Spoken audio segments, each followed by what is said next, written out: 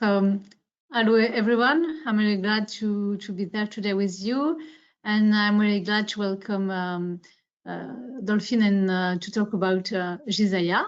And just a few words about what we are doing this series of webinar. So I'm Aurélie Baker. I'm from Aerospace Valley, and I'm in charge of the Big South France incubator. And we decided to launch several months ago a series of webinars in order to highlight our alumni and what they are doing. So today we're very glad to welcome Gisaïa. So Dolphine, the floor is yours. Thank you very much, Aurélie. Hello, everyone. Good morning, good afternoon, good evening. I don't know where you're all joining us from. My name is Dolphine Rambaud. As Aurélie has said, I am with Gisaïa. I'm VP for branding at Gisaïa. And I'd like to thank, before we start, Asabik and Aurélie and the entire team there for organizing this space for us to talk about our work, and to thank everyone who has joined us today for this webinar. So a brief introduction of who we are. Gisaïa was founded in 2014 by Loho Dezu and Silva Goda with a mission to help accelerate the democratization of geospatial intelligence. We are a lean team that is invested in learning and bringing it all together in our solutions and services. We understand that good technology evolves with time and uses principle to add the latest industry standards to our offer. The long-term relationship with all our clients and partners bears witness to this value. For us, the question is not really if big data is useful, but rather how to make the most from this well of knowledge, or simply put, how to use data to the best of its advantage. So our team values data, and we are always asking ourselves how to make it more accessible, make geospatial data more accessible to more people for location intelligence, for decision making.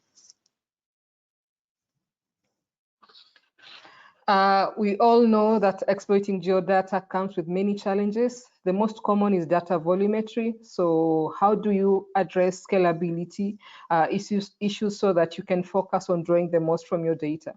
These are some of the questions that we ask. How about smoothly integrating different solutions? There are also other challenges that we help our clients address, like the complexity of merging diverse data sets for deeper analysis. So today, my colleague Mohamed, who is joining us briefly, and myself are going to be demonstrating how we help our clients to eliminate the unnecessary repetitive development processes and providing reference to a design for their geoanalytic platforms. So we are a technology company, and our mission, like I said before, is to help democratize geodata access. And we do this through our solution, in-house solution that we offer to everyone who has massive geospatial data. The solution that we offer is AHLAS. AHLAS is an open source framework that is ready to use.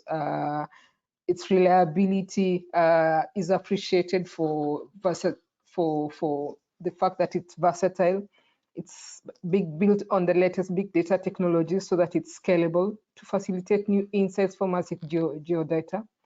Those who develop with AHLAS know that their solutions will be highly appreciated for their robustness. For example, one of our partners, Skyline Partners, in the insurance sector based in the UK, has built their index insurance platform using AHLAS. Because of this, they are quickly able to integrate a variety of data sets to respond to their clients' needs with specialized parametric products. In October, they were actually recognized as one of the top 100 insurtech companies globally, a recognition that came with the fact that they offer innovative solutions to their clients. And this is also in big part, not only, but in big part, the fact that they're able to rely on our technology, AHLAS, to integrate multiple data sets for geospatial intelligence. So why do we propose to adapt AHLAS? Because it can develop products that are highly interoperable because of its open source nature. You can integrate smoothly with other solutions that you have in-house. You can transform your data into high-value data and offer it to your clients. And this you can do because with Atlas, we give you the capacity to, using our latest feature, multi-collection datasets capacity to integrate diverse different types of data into the same platform and analyze them all at the same time to establish correlations between the different datasets that you're exploring.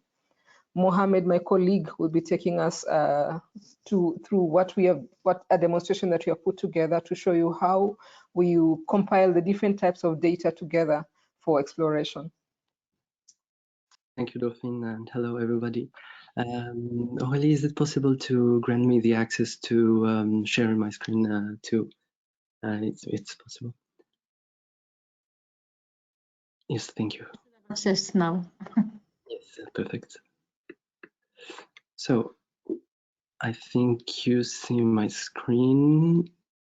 Perfect. Yes, perfect. It's working. Okay. So I'll just go directly to where Dolphine stopped. So hello, everybody. This part we want to show you what the Atlas framework that Dolphine presented to you looks like for an end user.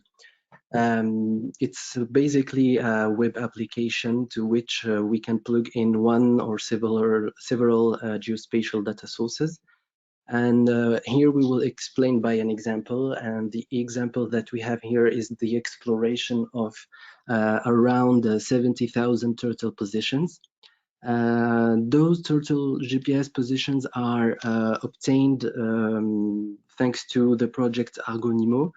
That is an educational project led by CNES in order to discover the marine animals' trajectories by equipping them with GPS beacons and track them thanks to the Argos system. So going back to the application, Atlas mainly is constituted of a map. It takes the main part of the application, and what we see here is a grid view containing the geographical distribution of these turtle positions. This geoanalytical view is an answer of how we can handle a big volume of geospatial data, because even if we have around 70,000 positions, we can still understand where these turtles are traveling thanks to the color ramp. So the warmer the color is, the bigger is the number of positions in each cell on this grid. And as you can see around the La Rochelle region, there is a concentration of these turtles around the beach. The second part is a timeline that we will find to the top of the application that shows how many GPS positions were emitted over time. And to the left, we will find what we call an analytic board, that contains statistics. So here we have 54 totals, and other widgets such as donuts and power bars. So here basically we see the individuals that are that constitute this data set with the total names, and a distribution of the speed thanks to a histogram. The idea of Atlas is that all these elements that I presented are interactive, and we can apply filters on the map, on the widgets, like the histogram, on the timeline, and everything gets updated instantly and to give a coherent view of the dataset. So what I am doing now is I'll just go to a live demo of this data set and show you directly how it works. So as I said, the data that we have are around the Mediterranean, Atlantic, and Indian Ocean. And for example, I can choose to one region of interest, for example, around the Mediterranean Sea. I can choose to display only the most recent data thanks to the timeline to the top. And as you can see, all the widgets are updated instantly. Then if I move in, you will see that the grid view that we have will get thinner, and it shows us more precisely the trajectories that are taken by these turtles. And now going back to the widget to the left, if I check, for example, a turtle called Jess here, I will see exactly how this turtle was moving in this period of time. Here to the right, I have a legend that shows what layers are displayed. If I display the trails instead of only the positions, I will see how these turtles were moving in the Mediterranean Sea. I will cancel my timeline filter just to see in which period this turtle was moving. So if I go here, it was from late July to 2018 to, for example, it was May 2019. So 10 months of movements around the Mediterranean Sea. And as you can see, these trajectories are very local. And while we were exploring this data of Argonautica, there was another individual that had another type of movement that was called, so if I will cancel all the filters. So all the filters that I applied earlier are represented in icons here. So if I just remove them, I will have all the data reset as it was in the beginning. And I think the individual that interests us was called Tina. And if I zoom to its trajectory, I would say that unlike the other turtle that has very local trajectories around the Mediterranean Sea, this one was moving from La Réunion to Oman during, I think, so we are talking about 1 year and a half of to make this trajectory.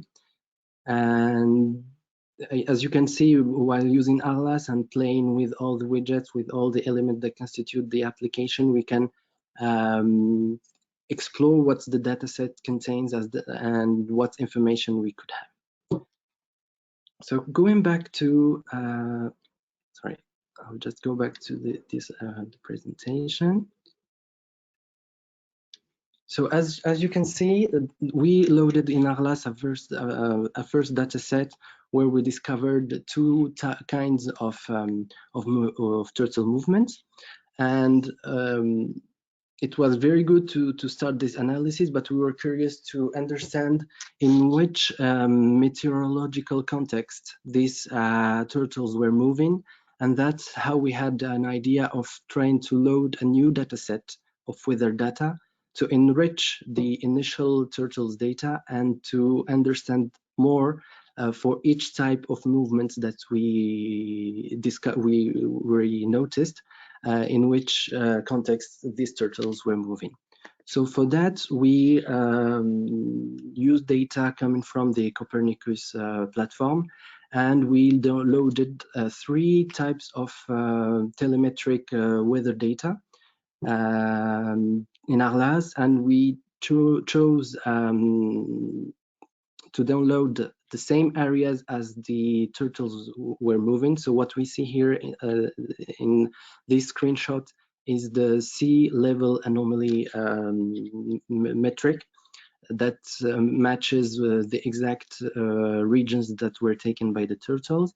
And also, of course, we tried to load the same period of times to cross the weather data with the location and the moment the turtles have traveled a region in the initial data set. So the 3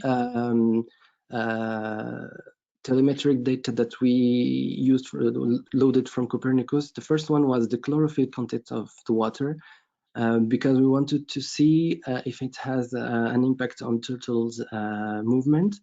So the chlorophyll is an element that's where phytoplankton can be present in big quantities. So it means presence of nutrition for turtles. And here, as we can see in Atlas, the zones that are warm in green means a higher density or higher level of chlorophyll. And as you can see, turtles have a normal movement when it's low, and then when it encounters high levels of chlorophylls, the turtle starts doing loop movements because it's a region where nutrients are more present. The second telemetric weather element that we loaded was the sea level anomaly. The sea level anomaly is a difference, a very local difference of the sea level that happens in the oceans generally, and that provokes an uplifting current in the ocean that uplifts nutrients. And when we presented this sea anomaly on Atlas, so here in red are the higher levels in this sea level anomaly, and in blue the lower levels. And we noticed that the trajectories that the turtles tend to travel in the limits of this between the high and the low levels of SLA, because in these regions, the uplifting currents bring more nutrition, and the turtles tend to go in these parts of the in the sea. And the last element that we wanted to upload in Atlas and try to see if we can correlate it with the turtles' movement was the surface currents of the sea. And what we did is try to display the current intensity with the speed of the turtles. The arrows that we see here are the direction of the currents, and the bigger the arrow is, it means the higher or the stronger the current is. And as you can see, the trajectories of this turtle tends to get higher speed, because, and we see it with this color ramp that gets warmer when the turtle gets its speed higher, because it takes the same direction of the current. So as you can see, we started from a simple data set where we see how many elements, how many individuals of turtles we have, how they are geographically distributed, and by adding a new data set to it, it's made us realize more and understand more about their behaviors. So that's in a nutshell how we wanted to show that with Atlas, bringing different data sets to exploration can really enrich the exploration experiments of the data. In this part, what we want to show you is that there is the Atlas exploration that we saw together, but also two other applications that comes from the with the solution that are also part of the open source brick. And the second application is called the Atlas Builder, here to the left. And this builder is a studio application that helps the user to be autonomously able to create the widgets, to create the layers, to customize their styles as the person likes. And the other application is the dashboard, the Atlas Hub dashboard.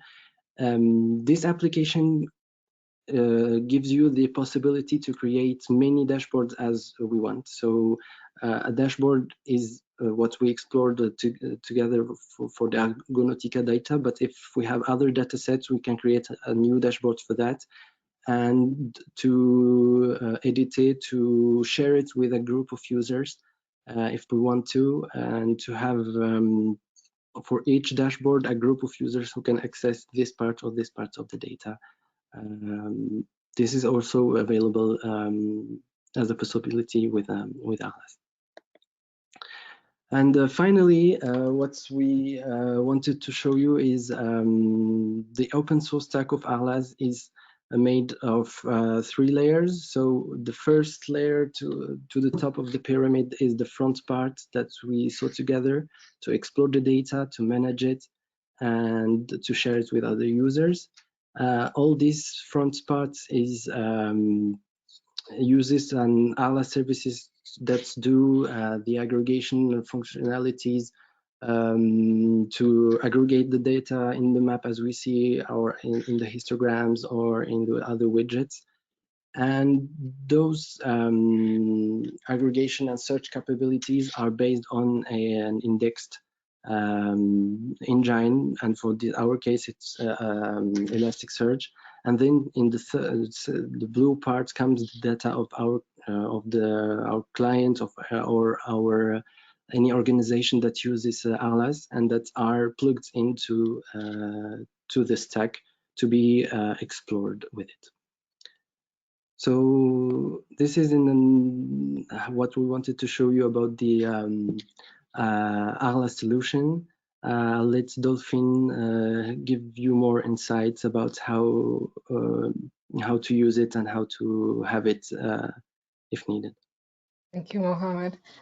Just to add to what Mohamed has said, because you've seen, Mohamed, you can just keep sharing so that we don't have to. So to add to what Mohamed has said, we have shown you one use case for Atlas, and like I mentioned earlier, we have the other one in the insurance sector. And we, if you're wondering how is Atlas deployed, we have the option of Atlas on cloud. We have a Atlas Cloud, which is our geoanalytic environment that we've created to run Atlas. So people who have lots of data that do not want to set it up to kind of invest in the infrastructure to set it up can deploy their platforms on Atlas Cloud. Or we also have the option of deploying it on premises for our clients. We've done that before. The other question we get with Atlas is whether it comes with a secure login options. And yes, this is also an option, a feature that we provide for Atlas users. It's something that can be built on or can already exist if you want to use it as it is. And of course, what we are emphasizing today is the multi-collection aspect, where you can integrate different types of data, not only what we've shown, but also there are other use cases that we have not explored. But if you go to our demo site, you find several use cases that we put together for the Earth observation sector, for the maritime intelligence sector, and other types of geospatial data. So this has some of the use cases that we've established with our clients, with our partners, but also as demos for you to explore. But we are always looking for partners and for other use cases where people who have massive geodata can test Atlas for their platforms. So if you would like, if you have a different type of data that you'd like to discuss with the team, we're always happy to explore it together. I believe if Oil, it's back to you. I don't know if there are any questions and answers. Yes. Yeah, so thank you very much. It was very interesting. So if you have any question, you can ask them on the question box. Maybe I will start with one question. So if I well understood, we can add any kind of data inside the platform, and you can customize the platform recording the need of the clients. Yes, exactly. What happens is that usually the client has its source of data that can be of any format. And the first effort that we propose to do with the clients is to prepare the data to be analytic ready. So it's just a remodeling of its structure a little bit to be in the search engine like Elasticsearch. And that being done, It's plugged to the solution, and the user can use the builder to create the widgets and the layers and explore the data. Yes. I don't know if it answers the questions clearly. Yeah, sure. It's interesting. How does it work with you? If you want to work with Gisaïa, we can have what kind of company works with you? So if you go to the reference page, Mohamed, just after the after this, yes. So we have a wide array of companies that work with us. Like we said, we are not, so far, at least up to this point, we've not had a limit to the type of geospatial data that we can work with. And so we have clients in the Earth observation sector, like spatial imagery, where we've created, our ALUMNI solution has been part of creating Earth observation catalogs, like SoBlue for Airbus, like the Theia and Dynamis catalogs for CNES. We also, like I mentioned, have a Skyline Partners, an insurance parametric company that works with us, that deploys ALUMNI as a brick for their solution. We have other companies with different types of data, like tracking data. For example, the data that Mohamed showed just a couple of minutes ago, part of it was not Earth observation data, but rather GPS tracks of the turtles. So this type of data as well. And we also have public authorities in the public transport sector who work with a declination of ALUMNI, which is ALUMNI City, for public transport data analytics. So basically, the best way to work with us is to have a chat with the team to say, this is my type of data, and from there to explore together what you can do with ALUMNI.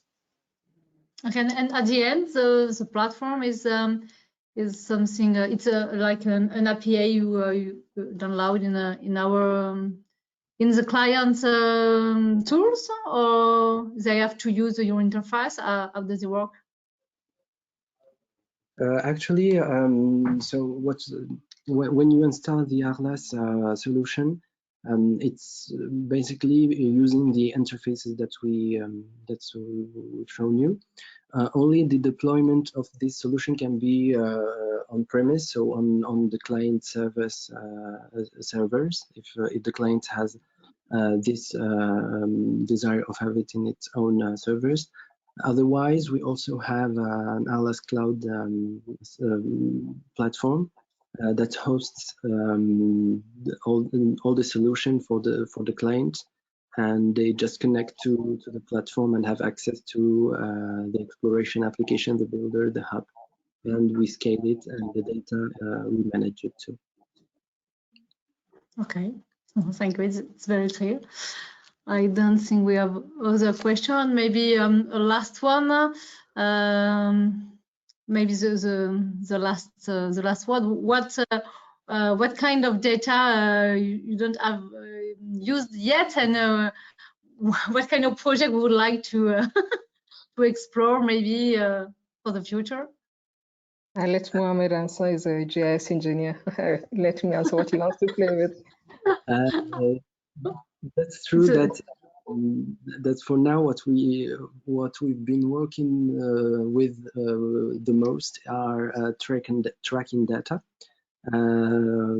Earth observation data. So when we have the limits of the satellite images or the Earth observation products in general. And we worked with network data, so as public transport data, or pollution station measures as well. What we didn't work on, so normally ALUMNI is designed to be used at the moment that the data of the client have a spatial and also temporal dimension. The other use cases that we didn't work with for now, I won't be able to say directly, but maybe it's the frequency of type of data. We usually work for Earth observation data. this is the most types of data that we use, and then tracking that comes the second. But we didn't have other use cases for now to work with. Okay, thank you. So no more questions. Thank you very much. It was very interesting. Thank you for participating to this webinar. I wish you good luck and a lot of good projects for you and Gisaïa.